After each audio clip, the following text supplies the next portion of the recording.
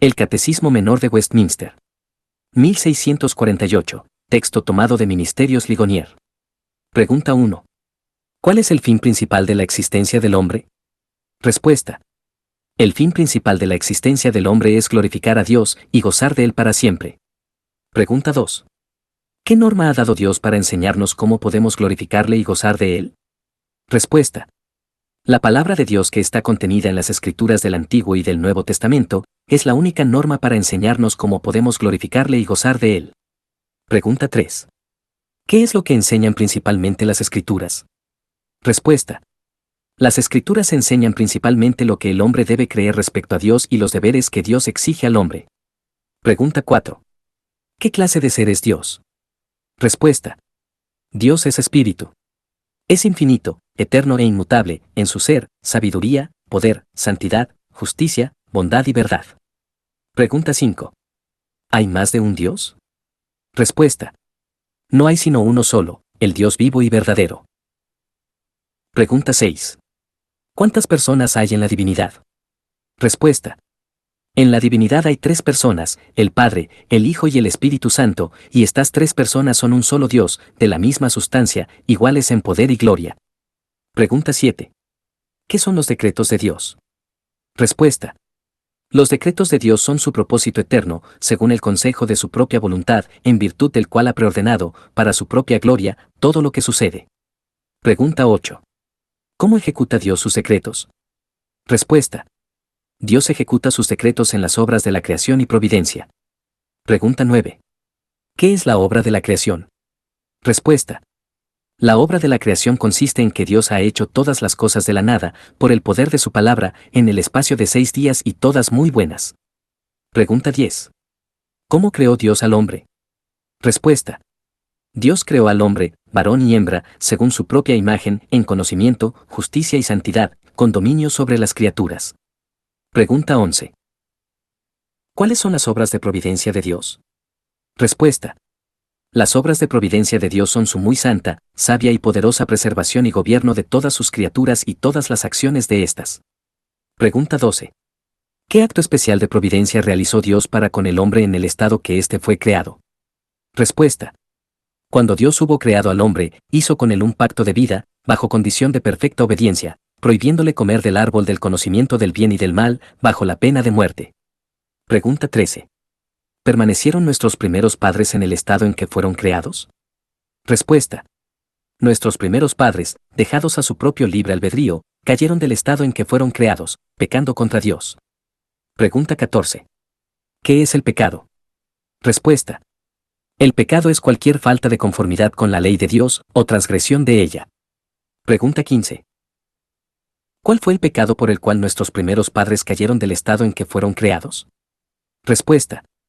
El pecado por el cual nuestros primeros padres cayeron del estado en que fueron creados fue el comer del fruto prohibido. Pregunta 16. ¿Cayó toda la raza humana en la primera transgresión de Adán? Respuesta. Habiéndose hecho un pacto con Adán, no solo para él, sino también para su posteridad, toda la raza humana descendiente de Adán por generación ordinaria, pecó y cayó en él en su primera transgresión. Pregunta 17. ¿A qué estado sometió la caída a la raza humana? Respuesta. La caída sometió al hombre a un estado de pecado y miseria. Pregunta 18. ¿En qué consiste la pecaminosidad de aquel estado en que cayó el hombre? Respuesta. La pecaminosidad de aquel estado en que cayó el hombre consiste en la culpa del primer pecado de Adán, la carencia de justicia original y la corrupción de toda su naturaleza, lo cual es comúnmente llamado pecado original, junto con todas las transgresiones que proceden de éste. Pregunta 19. ¿En qué consiste la miseria del estado en que cayó el hombre? Respuesta. Debido a su caída, toda la raza humana perdió la comunión con Dios, está bajo su ira y maldición y expuesta a todas las miserias de esta vida, a la muerte misma y a los sufrimientos del infierno para siempre. Pregunta 20. ¿Dejó Dios perecer a toda la raza humana en el estado de pecado y miseria? Respuesta. Habiendo Dios elegido desde toda eternidad, por su mero beneplácito, a algunos para vida eterna, hizo un pacto de gracia para liberarlos de su estado de pecado y miseria, y llevarlos a un estado de salvación, por medio de un Redentor. Pregunta 21. ¿Quién es el Redentor de los elegidos de Dios? Respuesta. El único redentor de los elegidos de Dios es el Señor Jesucristo, quien siendo el Hijo eterno de Dios, se hizo hombre, y así fue y continúa siendo para siempre, Dios y hombre en dos naturalezas distintas y una sola persona. Pregunta 22. ¿Cómo es que Cristo, siendo Hijo de Dios, se hizo hombre? Respuesta. Cristo, el Hijo de Dios, se hizo hombre, tomando para sí mismo un cuerpo verdadero y un alma racional, siendo concebido por el poder del Espíritu Santo en el vientre de la Virgen María, nacido de ella, pero sin pecado. Pregunta 23. ¿Cuáles oficios ejecuta Cristo como Redentor nuestro? Respuesta.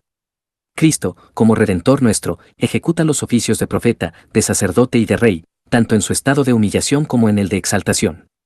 Pregunta 24. ¿Cómo ejecuta Cristo el oficio de profeta? Respuesta. Cristo ejecuta el oficio de profeta, revelándonos mediante su palabra y su espíritu, la voluntad de Dios para nuestra salvación. Pregunta 25. ¿Cómo ejecuta Cristo el oficio de sacerdote? Respuesta. Cristo ejecuta el oficio de sacerdote, al haberse ofrecido a sí mismo en sacrificio, una sola vez, para satisfacer la justicia divina y reconciliarnos con Dios, y al interceder continuamente por nosotros. Pregunta 26. ¿Cómo ejecuta Cristo el oficio de rey? Respuesta. Cristo ejecuta el oficio de rey, sometiéndonos a él mismo, gobernándonos y defendiéndonos, y refrenando y venciendo a todos los enemigos suyos y nuestros. Pregunta 27. ¿En qué consistió la humillación de Cristo? Respuesta. La humillación de Cristo consistió en haber nacido, y esto, en una condición de bajeza, sujeto a la ley, sufriendo las miserias de esta vida, la ira de Dios y la muerte maldita de la cruz, habiendo sido sepultado y permaneciendo bajo el poder de la muerte por algún tiempo. Pregunta 28. ¿En qué consiste la exaltación de Cristo? Respuesta. La exaltación de Cristo consiste en haber resucitado de entre los muertos al tercer día, en ascender al cielo, en estar sentado a la diestra de Dios Padre, y en venir en el día final para juzgar al mundo. Pregunta 29. ¿Cómo se nos hace partícipes de la redención comprada por Cristo? Respuesta. Se nos hace partícipes de la redención comprada por Cristo, mediante la aplicación eficaz de dicha redención a nosotros, por medio de su Espíritu Santo. Pregunta 30. ¿Cómo nos aplica el Espíritu Santo la redención comprada por Cristo? Respuesta. El Espíritu Santo nos aplica la redención comprada por Cristo, obrando la fe en nosotros, y de este modo uniéndonos a Cristo en nuestro llamamiento eficaz. Pregunta 31. ¿Qué es el llamamiento eficaz? Respuesta. El llamamiento eficaz es la obra del Espíritu de Dios, por medio de la cual, convenciéndonos de nuestro pecado y de nuestra miseria, iluminando nuestras mentes en el conocimiento de Cristo y renovando nuestras voluntades, nos persuade y nos capacita para aceptar a Jesucristo, que gratuitamente se nos ofrece en el Evangelio. Pregunta 32. ¿De cuáles beneficios participan en esta vida los que son eficazmente llamados? Respuesta. Los que son eficazmente llamados participan, en esta vida, de la justificación, de la adopción y de la santificación, así como de los diversos beneficios que, en esta vida, acompañan a estas o que se derivan de ellas. Pregunta 33. ¿Qué es la justificación? Respuesta. La justificación es un acto de la libre gracia de Dios, mediante la cual perdona todos nuestros pecados y nos acepta como justos ante sus ojos, solamente en virtud de la justicia de Cristo que nos es imputada, y que recibimos solamente por fe. Pregunta 34. ¿Qué es la adopción? Respuesta. La adopción es un acto de la libre gracia de Dios, mediante el cual somos recibidos en el número de los hijos de Dios y tenemos derecho a todos los privilegios de ellos. Pregunta 35. ¿Qué es la santificación? Respuesta. La santificación es la obra de la libre gracia de Dios, por medio de la cual somos renovados en la totalidad de nuestro ser según la imagen de Dios, y somos capacitados más y más para morir al pecado y vivir para la justicia. Pregunta 36. ¿Cuáles son los beneficios que en esta vida acompañan o se derivan de la justificación, la adopción y la santificación? Respuesta. Los beneficios que en esta vida acompañan o se derivan de la justificación, la adopción y la santificación son, la seguridad del amor de Dios, la paz de conciencia, el gozo en el Espíritu Santo, el crecimiento en gracia, y la perseverancia en ella hasta el fin. Pregunta 37. ¿Cuáles beneficios de Cristo reciben los creyentes al morir? Respuesta.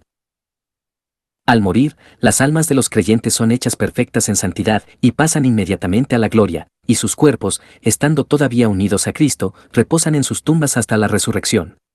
Pregunta 38. ¿Cuáles beneficios de Cristo reciben los creyentes en la resurrección? Respuesta. En la resurrección, los creyentes, siendo levantados en gloria, serán públicamente reconocidos y absueltos en el día del juicio, y serán perfectamente bendecidos en el pleno disfrute de Dios por toda la eternidad. Pregunta 39. ¿Cuál es el deber que Dios exige al hombre? Respuesta. El deber que Dios exige al hombre es la obediencia a su voluntad revelada. Pregunta 40. ¿Qué reveló Dios primero al hombre como norma de obediencia? Respuesta. La norma que Dios reveló primero al hombre para su obediencia fue la ley moral. Pregunta 41. ¿Dónde se encuentra resumida la ley moral? Respuesta. La ley moral se encuentra resumida en los 10 mandamientos. Pregunta 42. ¿Cuál es el resumen de los 10 mandamientos? Respuesta. El resumen de los 10 mandamientos es amar al Señor nuestro Dios de todo nuestro corazón, con toda nuestra alma, con todas nuestras fuerzas y con toda nuestra mente, y a nuestro prójimo como a nosotros mismos. Pregunta 43. ¿Cuál es el prefacio de los 10 mandamientos? Respuesta. El prefacio de los 10 mandamientos está en estas palabras: Yo soy Jehová tu Dios, que te saqué de la tierra de Egipto, de casa de servidumbre. Pregunta 44. ¿Qué nos enseña el prefacio de los 10 mandamientos? Respuesta. El prefacio de los 10 mandamientos nos enseña que, puesto que Dios es el Señor, nuestro Dios y Redentor, estamos por tanto, obligados a guardar todos sus mandamientos. Pregunta 45. ¿Cuál es el primer mandamiento? Respuesta. El primer mandamiento es: no tendrás dioses ajenos delante de mí. Pregunta 46. ¿Qué se exige en el primer mandamiento? Respuesta. El primer mandamiento nos exige que conozcamos y reconozcamos que Dios es el único Dios verdadero, y que es nuestro Dios, y que le adoremos y glorifiquemos como tal. Pregunta 47. ¿Qué se prohíbe en el primer mandamiento? Respuesta. El primer mandamiento prohíbe negar, o no adorar y glorificar al verdadero Dios como Dios, y Dios nuestro, y rendirle a cualquier otro aquella adoración y gloria que es debida solo a Él. Pregunta 48. ¿Qué se nos enseña, en especial, por medio de las palabras, delante de mí, en el primer mandamiento? Respuesta. En estas palabras, delante de mí, contenidas en el primer mandamiento, se nos enseña que Dios, quien todo lo ve, presta atención y se desagrada mucho del pecado de tener cualquier otro Dios. Pregunta 49. ¿Cuál es el segundo mandamiento? Respuesta. El segundo mandamiento es: no te harás imagen, ni ninguna semejanza de lo que esté arriba en el cielo, ni abajo en la tierra, ni en las aguas debajo de la tierra. No te inclinarás a ellas, ni las honrarás, porque yo soy Jehová tu Dios, fuerte, celoso, que visito la maldad de los padres sobre los hijos hasta la tercera generación de los que me aborrecen, y hago misericordia a millares, a los que me aman y guardan mis mandamientos. Pregunta 50. ¿Qué se exige en el segundo mandamiento? Respuesta. El segundo mandamiento exige recibir, observar y guardar puras y completas todas las ordenanzas y adoración religiosa tal como Dios las ha establecido en su palabra. Pregunta 51. ¿Qué se prohíbe en el segundo mandamiento? Respuesta. El segundo mandamiento prohíbe la adoración a Dios por medio de imágenes o por cualquier otro medio que no esté autorizado por su palabra. Pregunta 52. ¿Cuáles son las razones que sustentan el segundo mandamiento? Respuesta. Las razones que sustentan el segundo mandamiento son la soberanía y dominio de Dios sobre nosotros, y el celo que Dios tiene por la adoración que le rendimos. Pregunta 53. ¿Cuál es el tercer mandamiento? Respuesta. El tercer mandamiento es: no tomarás el nombre de Jehová tu Dios en vano, porque no dará por inocente Jehová al que tomare su nombre en vano. Pregunta 54. ¿Qué se exige en el tercer mandamiento? Respuesta. El tercer mandamiento exige el uso santo y reverente de los nombres, de los títulos, los atributos, las ordenanzas, la palabra y las obras de Dios. Pregunta 55. ¿Qué se prohíbe en el tercer mandamiento? Respuesta. El tercer mandamiento prohíbe toda profanación o abuso de cualquier cosa por la cual Dios se da a conocer. Pregunta 56. ¿Cuál es la razón que sustenta el tercer mandamiento? Respuesta. La razón que sustenta el tercer mandamiento es que, por más que los infractores de este mandamiento puedan escapar del castigo de los hombres, sin embargo, el Señor nuestro Dios no los dejará escapar de su justo juicio. Pregunta 57. ¿Cuál es el cuarto mandamiento? Respuesta. El cuarto mandamiento es: acuérdate del día de reposo para santificarlo. 6 días trabajarás, y harás toda tu obra, Mas el séptimo día es reposo para Jehová tu Dios. No hagas en él obra alguna, tú, ni tu hijo, ni tu hija, ni tu siervo, ni tu criada, ni tu bestia, ni tu extranjero que está dentro de tus puertas. Porque en 6 días hizo Jehová los cielos y la tierra, el mar, y todas las cosas que en ellos hay, y reposó en el séptimo día. Por tanto, Jehová bendijo el día de reposo y lo santificó. Pregunta 58. ¿Qué se exige en el cuarto mandamiento? Respuesta. El cuarto mandamiento exige conservar santo para Dios los tiempos que Él ha señalado en su palabra, y expresamente un día entero de cada 7, para dedicarlo a Dios como santo descanso. Pregunta 59. ¿Cuál día de los 7 ha señalado Dios para el descanso semanal? Respuesta. Desde la creación del mundo hasta la resurrección de Cristo, Dios señaló el séptimo día de la semana para hacer el reposo semanal, pero a partir de la resurrección y hasta el fin del mundo, Dios ha señalado el primer día de la semana como el reposo cristiano. Pregunta 60. ¿Cómo debe ser santificado el día de reposo? Respuesta. El día de reposo debe ser santificado mediante un santo descanso durante todo este día, aun de aquellos trabajos y recreaciones cotidianos que son lícitos en los demás días, y utilizando todo aquel tiempo para los ejercicios públicos y privados de la adoración a Dios, salvo la parte de dicho tiempo que se dedique a las obras de necesidad y misericordia. Pregunta 61. ¿Qué se prohíbe en el cuarto mandamiento? Respuesta. El cuarto mandamiento prohíbe la omisión o cumplimiento negligente de los deberes exigidos, la profanación del día mediante la ociosidad, o por el hacer lo que es pecaminoso en sí mismo, o mediante pensamientos, palabras u obras innecesarias, en relación a nuestros trabajos o recreaciones mundanales. Pregunta 62. ¿Cuáles son las razones que sustentan el cuarto mandamiento?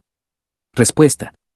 Las razones que sustentan el cuarto mandamiento son, que Dios nos ha concedido 6 días de la semana para nuestras propias ocupaciones, que ha reservado para sí mismo un señorío especial sobre el séptimo día, su propio ejemplo que nos ha dado, y que ha bendecido el día de reposo. Pregunta 63. ¿Cuál es el quinto mandamiento? Respuesta. El quinto mandamiento es, honra a tu padre y a tu madre, para que tus días se alarguen en la tierra que Jehová tu Dios te da. Pregunta 64. ¿Qué se exige en el quinto mandamiento? Respuesta. El quinto mandamiento exige la preservación del honor y el cumplimiento de los deberes que pertenecen a cada uno en sus diferentes puestos y relaciones, como superiores, inferiores o iguales. Pregunta 65. ¿Qué se prohíbe en el quinto mandamiento? Respuesta. El quinto mandamiento prohíbe el descuido de, o el hacer cualquier cosa en contra del honor y del deber que pertenece a cada uno en sus diferentes puestos y relaciones. Pregunta 66. ¿Cuál es la razón que sustenta el quinto mandamiento? Respuesta. La razón que sustenta el quinto mandamiento es una promesa de larga vida y de prosperidad, en cuanto sirva para la gloria de Dios y el bien propio, para todos los que guarden este mandamiento. Pregunta 67. ¿Cuál es el sexto mandamiento? Respuesta. El sexto mandamiento es, no matarás. Pregunta 68. ¿Qué se exige en el sexto mandamiento? Respuesta. El sexto mandamiento exige hacer todos los esfuerzos legítimos para preservar nuestra vida y la vida de los demás. Pregunta 69. ¿Qué se prohíbe en el sexto mandamiento? Respuesta. El sexto mandamiento prohíbe quitarse la vida a uno mismo, o el quitar la vida a nuestro prójimo injustamente, y prohíbe también todo aquello que conlleve a matar. Pregunta 70. ¿Cuál es el séptimo mandamiento? Respuesta. El séptimo mandamiento es, no cometerás adulterio. Pregunta 71. ¿Qué se exige en el séptimo mandamiento? Respuesta. El séptimo mandamiento exige la preservación de nuestra propia castidad así como la de nuestro prójimo, en el corazón, en el hablar y en la conducta. Pregunta 72. ¿Qué se prohíbe en el séptimo mandamiento? Respuesta. El séptimo mandamiento prohíbe todo pensamiento, palabra o acción contrarios a la castidad. Pregunta 73. ¿Cuál es el octavo mandamiento? Respuesta. El octavo mandamiento es, no hurtarás. Pregunta 74. ¿Qué se exige en el octavo mandamiento? Respuesta. El octavo mandamiento exige procurar y promover legítimamente la prosperidad y bienestar de nosotros mismos y de los demás. Pregunta 75. ¿Qué se prohíbe en el octavo mandamiento? Respuesta. El octavo mandamiento prohíbe todo lo que impide o tiende a impedir injustamente la prosperidad y bienestar de nosotros mismos o de nuestro prójimo. Pregunta 76. ¿Cuál es el noveno mandamiento? Respuesta. El noveno mandamiento es, no hablarás contra tu prójimo falso testimonio. Pregunta 77. ¿Qué se exige en el noveno mandamiento? Respuesta. El noveno mandamiento exige el mantenimiento y promoción de la verdad entre los hombres, así como también nuestro buen nombre y el de nuestro prójimo, especialmente cuando tengamos que dar testimonio. Pregunta 78. ¿Qué se prohíbe en el noveno mandamiento? Respuesta. El noveno mandamiento prohíbe todo lo que es perjudicial contra la verdad, o lo que es injurioso contra nuestro buen nombre o el de nuestro prójimo. Pregunta 79.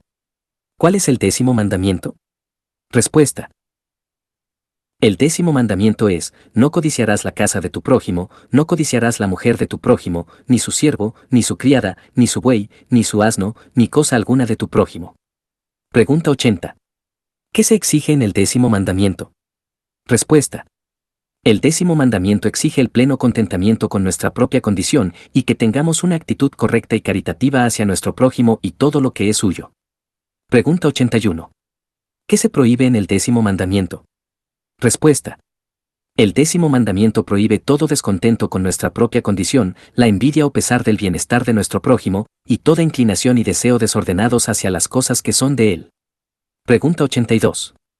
¿Puede alguien guardar perfectamente los mandamientos de Dios? Respuesta. Desde la caída, ningún ser humano, durante esta vida, puede guardar perfectamente los mandamientos de Dios, sino que más bien, diariamente los quebranta en pensamiento, palabra y obra. Pregunta 83. ¿Son igualmente detestables todas las transgresiones de la ley? Respuesta. Ante los ojos de Dios, algunos pecados, en sí mismos, y en razón de diferentes agravantes, son más detestables que otros. Pregunta 84. ¿Qué es lo que todo pecado merece? Respuesta. Todo pecado merece la ira y la maldición de Dios, tanto en esta vida como en la venidera. Pregunta 85. ¿Qué nos exige Dios para que escapemos de la ira y la maldición que merecemos por el pecado? Respuesta. Para que escapemos de la ira y la maldición de Dios que merecemos por el pecado, Dios nos exige tener fe en Jesucristo, arrepentimiento para vida, juntamente con el uso diligente de todos los medios externos, por los cuales Cristo nos comunica los beneficios de la redención. Pregunta 86. ¿Qué es la fe en Jesucristo? Respuesta. La fe en Jesucristo es una gracia salvadora, por la cual recibimos a Cristo y descansamos solo en Él para la salvación, tal y como Él nos es ofrecido en el Evangelio. Pregunta 87. ¿Qué es el arrepentimiento para vida? Respuesta. El arrepentimiento para vida es una gracia salvadora, mediante la cual, un pecador, teniendo un verdadero sentimiento por su pecado, y comprendiendo la misericordia de Dios en Cristo, con dolor por y con odio contra su pecado, se aparta del mismo para volver a Dios, con pleno propósito y procurando con esfuerzo una nueva obediencia. Pregunta 88. ¿Cuáles son los medios externos por los cuales Cristo nos comunica los beneficios de la redención? Respuesta. Los medios externos y ordinarios por los cuales Cristo nos comunica los beneficios de la redención son sus ordenanzas, y especialmente la palabra, los sacramentos y la oración, todos los cuales son hechos eficaces para aquellos que han sido elegidos para la salvación. Pregunta 89. ¿De qué manera llega a ser la palabra eficaz para la salvación? Respuesta.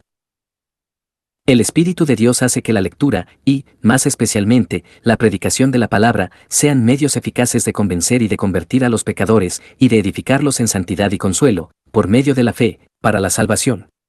Pregunta 90. ¿Cómo debe leerse y escucharse la palabra para que llegue a ser eficaz para la salvación? Respuesta. A fin de que la palabra llegue a ser eficaz para salvación, debemos procurar escucharla con diligencia, preparación y oración, recibirla con fe y amor, guardarla en nuestro corazón y practicarla en nuestras vidas. Pregunta 91. ¿De qué manera los sacramentos llegan a ser medios eficaces de salvación? Respuesta. Los sacramentos llegan a ser medios eficaces de salvación, no porque haya alguna virtud en ellos o en el que los administra, sino solamente por la bendición de Cristo y la obra de su Espíritu en los que por fe los reciben. Pregunta 92. ¿Qué es un sacramento? Respuesta.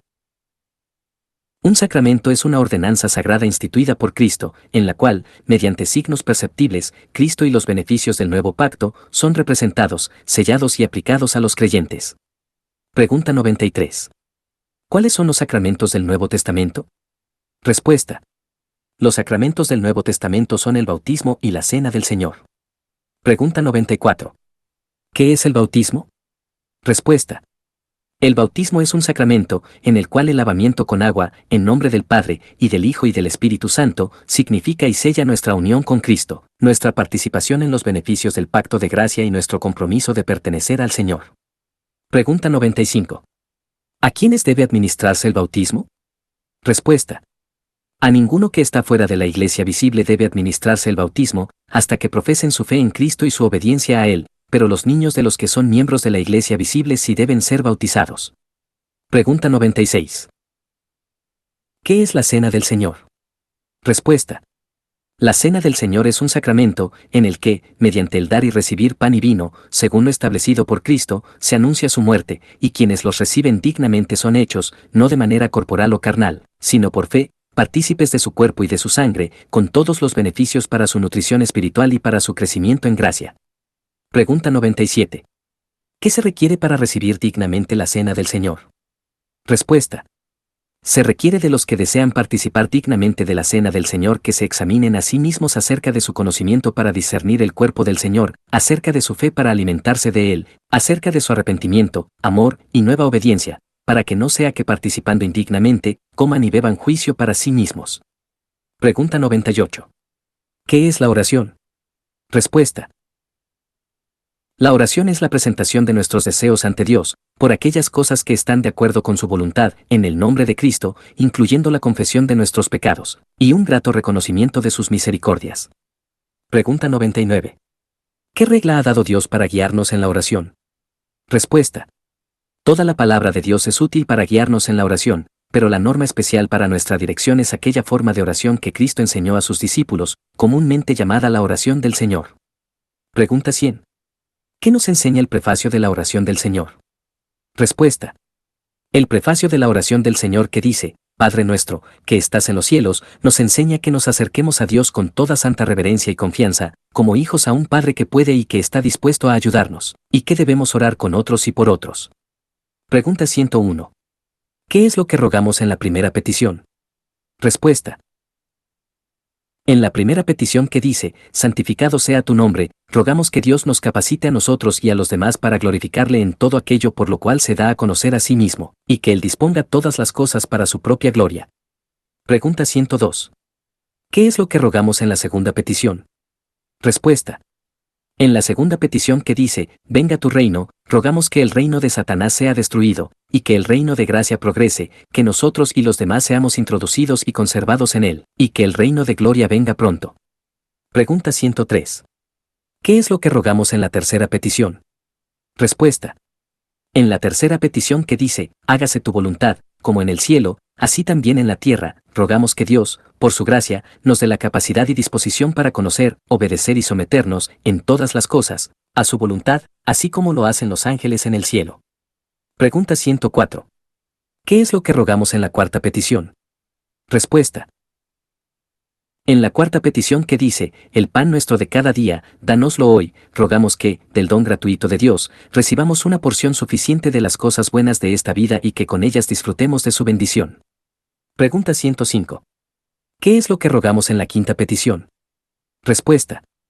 En la quinta petición que dice, y perdónanos nuestras deudas, como también nosotros perdonamos a nuestros deudores, rogamos que Dios, por causa de Cristo, nos perdone gratuitamente todos nuestros pecados. Y somos estimulados a pedir esto, porque por su gracia, somos capacitados para perdonar a otros con sinceridad de corazón.